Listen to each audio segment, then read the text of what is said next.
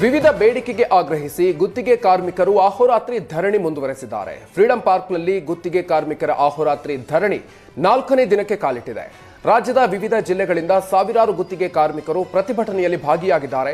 ಸರ್ಕಾರ ನಮ್ಮ ಬೇಡಿಕೆ ಈಡೇರಿಸುವವರೆಗೆ ಪ್ರತಿಭಟನೆಯನ್ನ ಕೈಬಿಡಲ್ಲ ಅಂತ ಕಾರ್ಮಿಕರು ಪಟ್ಟು ಹಿಡಿದಿದ್ದಾರೆ. ಇಲಾಖೆಗೆ ಸಂಬಂಧಪಟ್ಟ ಸಚಿವರು ಬಂದು ನಮ್ಮ ಬೇಡಿಕೆ ಈಡೇರಿಸುವವರೆಗೂ ಭರವಸೆಯನ್ನು ಕೊಡಬೇಕು ಅಂತ ಒತ್ತಾಯವನ್ನು ಮಾಡ್ತಿದ್ದಾರೆ. ಟ್ರಕ್ ಡಿಕ್ಕಿ ಹೊಡೆದು ಡೀಸೆಲ್ ಟ್ಯಾಂಕರ್ ಕಟ್ಟಾಗಿದೆ. ಹುಬ್ಬಳ್ಳಿ ತಾಲೂಕಿನ ಕುಸುಗಲ್ ಗ್ರಾಮದಲ್ಲಿ ಈ ಘಟನೆಯಾಗಿದೆ. ಡಿಕ್ಕಿ ಹೊಡೆದ ಪರಿಣಾಮ ಟ್ಯಾಂಕ್ ಕಟ್ಟಾಗಿ ಡೀಸೆಲ್ ಹರಿದು ಹೋಗ್ತಾ ಇತ್ತು.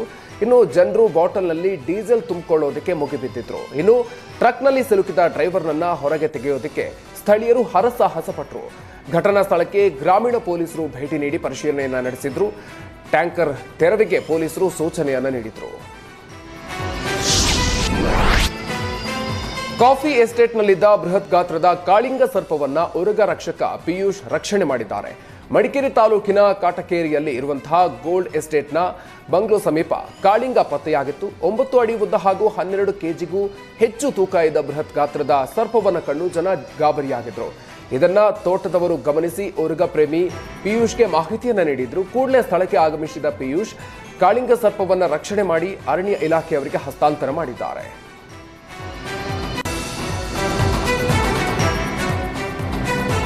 ಮಸಣ ಕಾರ್ಮಿಕರ ಸಹಾಯಧನ ಪೆನ್ಷನ್ ಜಾರಿಗೆ ಆಗ್ರಹಿಸಿ ಬಳ್ಳಾರಿಯಲ್ಲಿ ಸಂಘಟನೆ ಪ್ರತಿಭಟನೆಯನ್ನ ಮಾಡಿದೆ. ರಾಜ್ಯ ಮಸಣ ಕಾರ್ಮಿಕರ ಸಂಘ ಜಿಲ್ಲಾಧಿಕಾರಿ ಕಚೇರಿಯ ಮುಂದೆ ಧರಣಿಯನ್ನು ನಡೆಸಿದೆ. ಎಲ್ಲ ಸ್ಮಶಾನಗಳಲ್ಲಿ ಕಾರ್ಯನಿರ್ವಹಿಸ್ತಾ ಇರುವ ಮಸಣ ಕಾರ್ಮಿಕರ ಕುಟುಂಬಗಳ ಸದಸ್ಯರ ಗಣತಿ ಮಾಡಬೇಕಿದೆ. ಅವರ ಪುನರ್ವಸತಿಗೆ ಕ್ರಮ ವಹಿಸಬೇಕು. 45 ವರ್ಷದ ಎಲ್ಲ ಮಸಣ ಕಾರ್ಮಿಕರಿಗೆ ಮಾಸಿಕ ಸಹಾಯಧನದ ಜೊತೆಗೆ ಪಿಂಚಣಿಯಾಗಿ ಕನಿಷ್ಠ 3,000 ರೂಪಾಯಿಗಳನ್ನು ಘೋಷಿಸಬೇಕು ಅಂತ ಆಗ್ರಹ ಮಾಡಿದ್ದಾರೆ.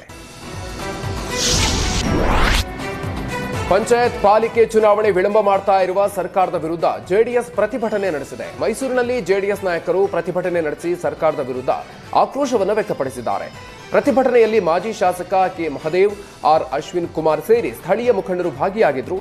ರಾಜ್ಯ ಸರ್ಕಾರದ ವಿರುದ್ಧ ಧಿಕ್ಕಾರಕ್ಕೋಗಿ ಪ್ರತಿಭಟನಾಕಾರರು ಆಕ್ರೋಶವನ್ನು ವ್ಯಕ್ತಪಡಿಸಿದ್ದಾರೆ.